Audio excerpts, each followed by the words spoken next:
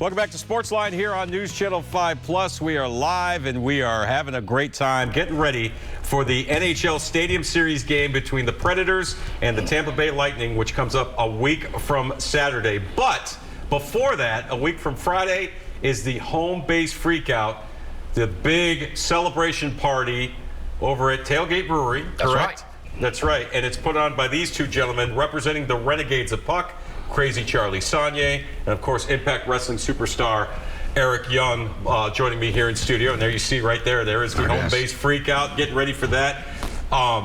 It's the list of stars that you guys mentioned, and they mentioned a few during the break that I can't repeat, folks. I'm sorry about that, but you're just going to have to go to check it out. I mean, you're talking about a star-studded affair. Yep. But for those that aren't familiar with the Renegades of Puck, what exactly are you guys? You're not only a team, but you guys are kind of a way of life in terms of, you know, making the public here in Nashville aware and appreciate the sport of hockey, correct? The Renegades of Puck are the essence of no half-stepping, Jon Burton.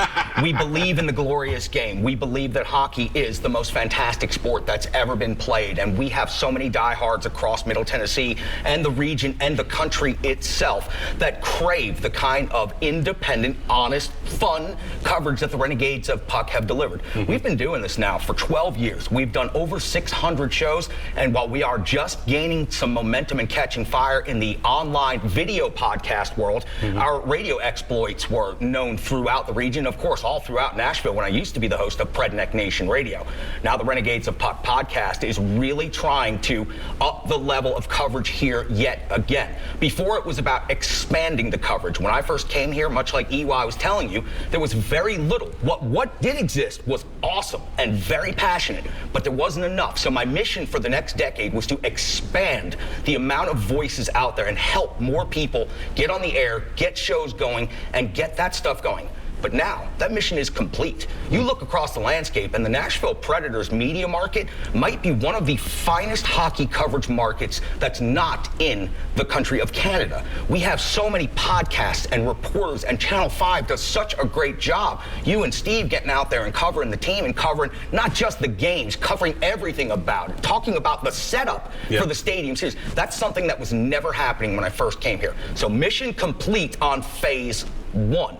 Now, phase 2 is what I am doing with Renegades of Puck TV, and that is how I am going to up the game. It is okay to be honest and independent in your coverage. It is okay to tell the truth when a team is underperforming or when something's not going right. Yeah, you guys are not afraid.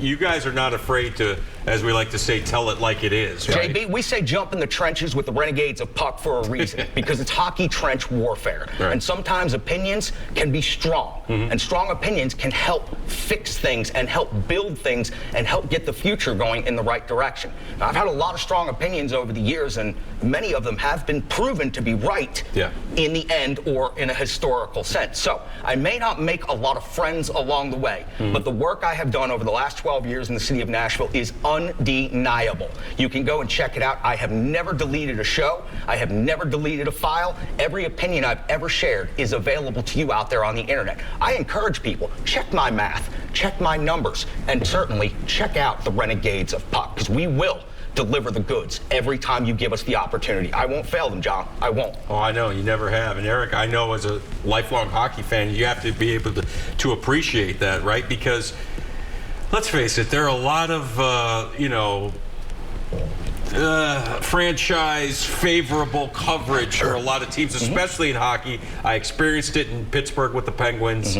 A lot of it goes on here in Nashville, let's be honest. The fact that you have an entity that's going to tell it like it is and is not afraid to maybe ruffle a few feathers when giving their honest opinion about this hockey team and what's going on with the sport of hockey here in Nashville. You got to appreciate that as a hockey guy. Yeah, what's the old saying, John, is variety is the spice of life. You know what I mean? Like, if you're getting all your news from one source, you're getting one side of the story. The advent of the internet and the accessibility of YouTube and being able to shoot these.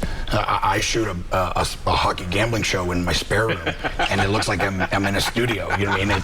Technology is amazing, and what that does is it gives you other opinions, and you may not agree with those opinions. opinions or those points of view, but it makes you think, and that to me is what sport and sports talk and sports coverage has always been about, making me think and making me learn. And if it's just two people arguing about things they don't want to know, I'm not interested in that. I want to learn something. I want to learn something that I don't know, or I want to think about something that I don't know. And I know that Charlie, that is something that him and the Renegades of Puck strive themselves on. And like he said, the community here, the hockey community, this goes back to what the Freakout is all about. It's the celebration of that. And it's not just ex-players, or it's not just people that work for the team. We're going to have people from The Athletic. We're going to have people from ESPN. We're going to have people from the NHL Network. We're going to have people, local people that are podcasting, local people that are covering the team on their spare time, working their way through college or whatever. We want everybody in one spot to talk and to think and to have a good time and to meet and to network, and that's what this is about. And that's, to me, what makes a thriving sports market really turn, is that. Right. And the way you've supported not only, the sport of hockey, but hockey in this area. I mean, you're a nationally known professional wrestler. You're a former world champion, multi-time world champion. You've come out of, to cut promos in your Renegades of Puck hockey jersey, or your Nashville Predators hockey jersey. And, that goes a long way.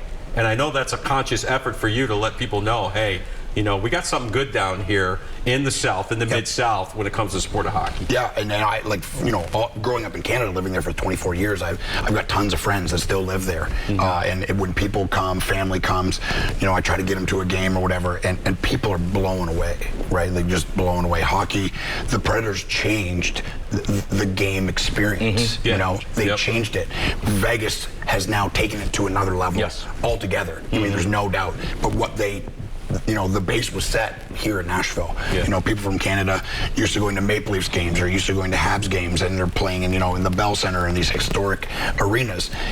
There's nothing going on in between. There's just silent and people chitter-chattering and going to the bathroom. There's nothing happening. Yeah, I remember going back to Pittsburgh after living here for a few years, and I went to visit some friends, and they had a ticket to a Penguins game, and I went, and I remember just thinking, wow, this is a lot different than what it's dry.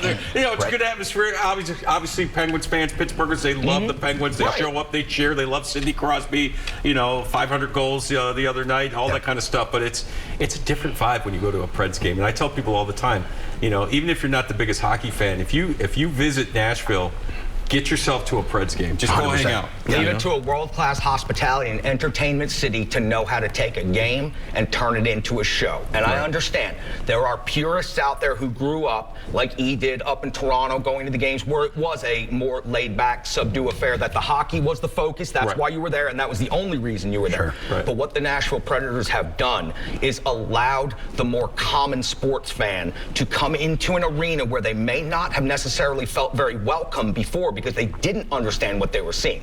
You know who's gone a long way to help with that? It's Pete and Terry in this town. Absolutely. Of course, we can spend an entire night talking about that. But Crispy says the most brilliant thing every time.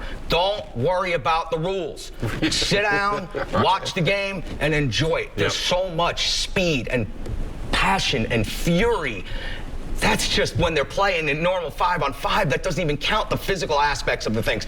You get a person to a hockey game, especially here in Nashville, and typically that is the moment they are hooked for the rest of their life. When I bring someone to their first Preds game, typically the first question I get when they leave is, I don't say, did you like it? They say, when can we come back?